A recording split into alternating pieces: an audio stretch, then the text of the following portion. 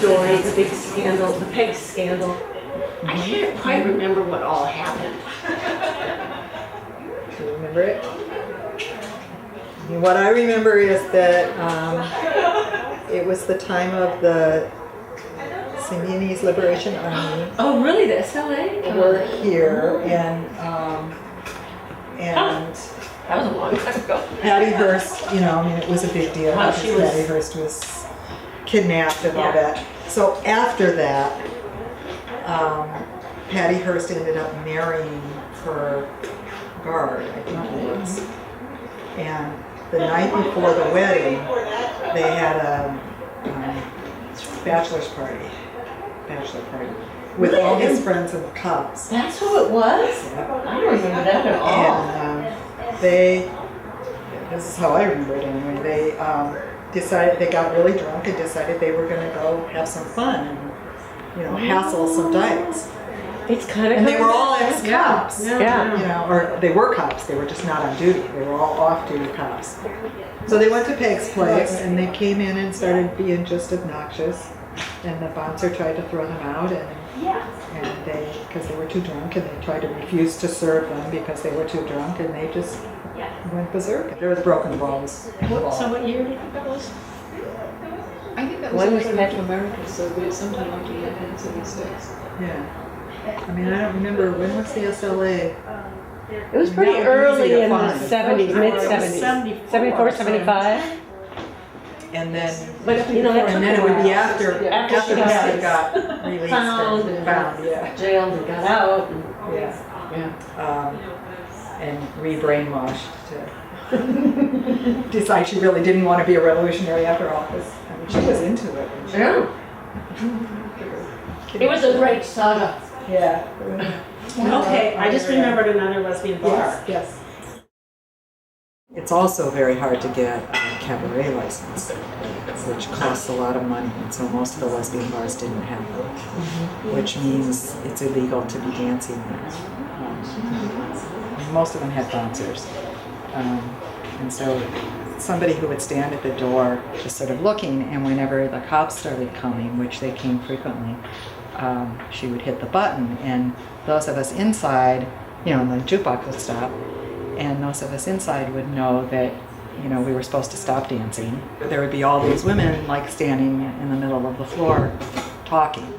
Cops would come in, usually it was one, sometimes two, and they'd come in and the place would be pretty quiet, you know, and all eyes would be on the door. Mm-hmm. They loved it, you know, they would like come in because they knew they were sort of on show, you know.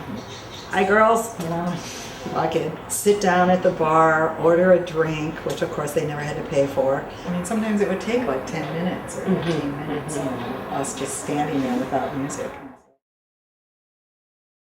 The thing I always heard about Twin Peaks is it was the first gay bar that had windows. And they're great big, you know, what do you call them, plate glass, you know, picture windows. And it was symbolic because it was sort of like we don't have to hide. So we can be seen. But the drawback from that is that they had very strict rules about what you do in there. I remember one time in the 90s, there were some women who were making out at the bar. I don't know exactly what they were doing, but the bartender got mad at them and kicked them out. And then there was a protest. Remember, there was like a protest march, and they decided they were going to. I got kicked out of there for making out at the bar. You did? Did you protest? It was a protest, but I got kicked out.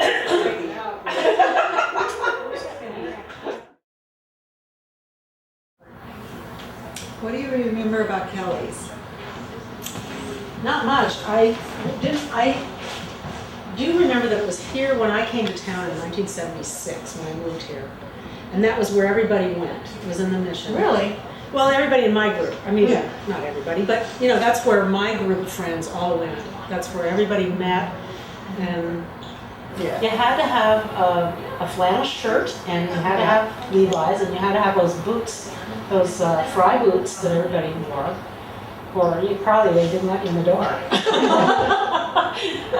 No films. I mean, there was not such a thing as far as I could tell. Weren't allowed to be.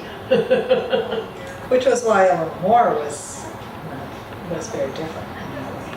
How did you would you characterize it a little more? Because I would think fewer white people, more, more mixed racial. I don't remember. I remember going in being sort of startled because it was the first time I really, one of the first times I had seen large numbers of women who were clearly lesbians in amazingly beautiful dresses.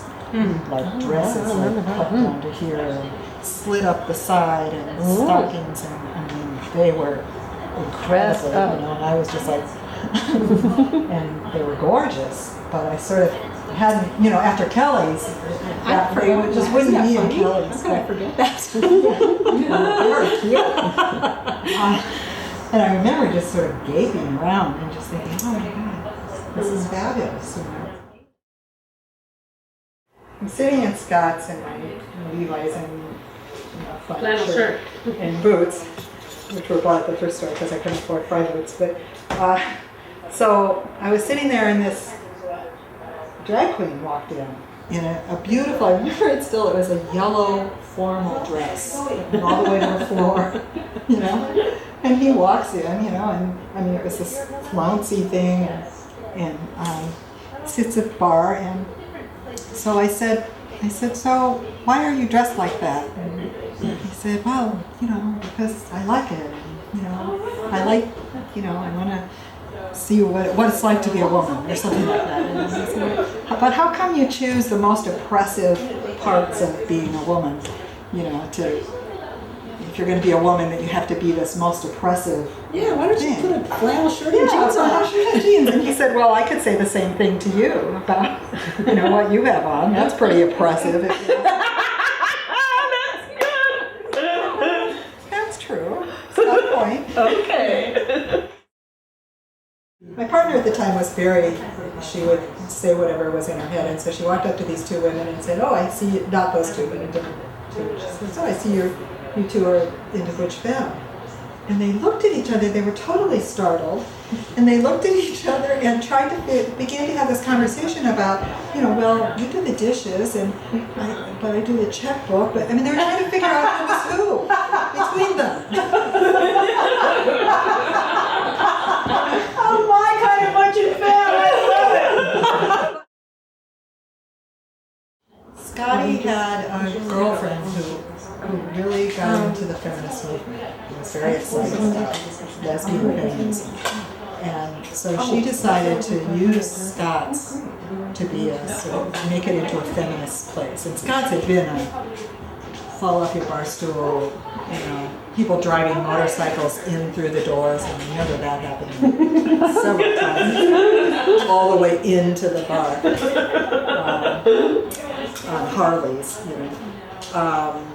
fights, people fighting over somebody coming onto their girlfriend and stuff like that. So the cops came frequently and stuff. So it had been that kind of a bar, and was, when we were being there a lot. So anyway, then they started turning it into this feminist space, and they would do poetry readings, in the evenings. I sort of remember that. It was a little incongruous, It was wasn't it? really incongruous because the same people were all still there, and then there were these others that would kind of wander in for the poetry readings, and then we got some of the old-time dykes to start reading poetry.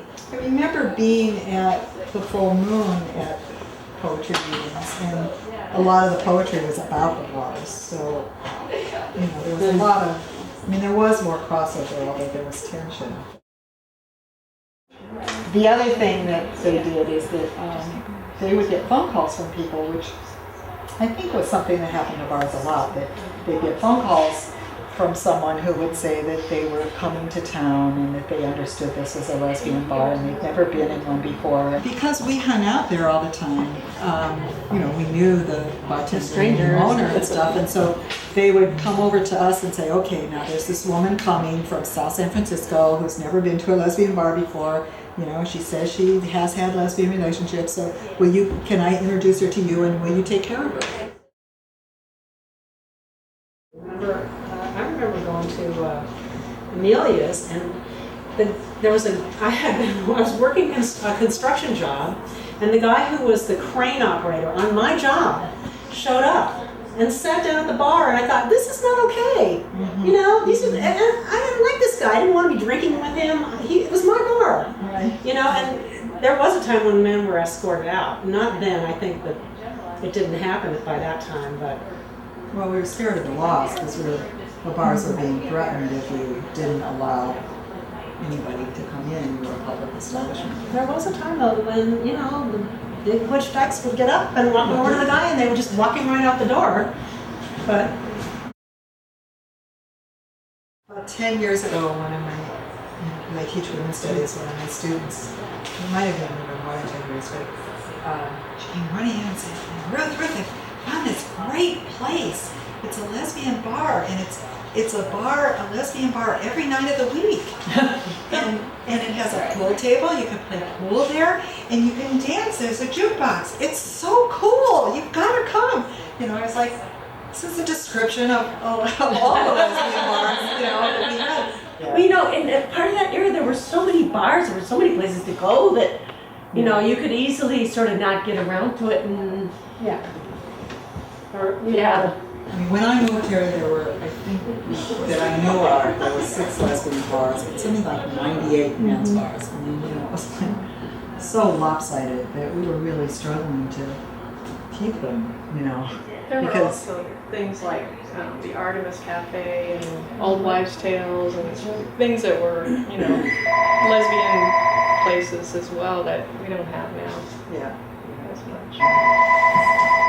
And the Artemis had a hard time figuring out. I mean, they wanted to be a women-only space, but then this guy from, I think what I heard was the guy from Horseman School wanted to eat lunch there, which was across the street.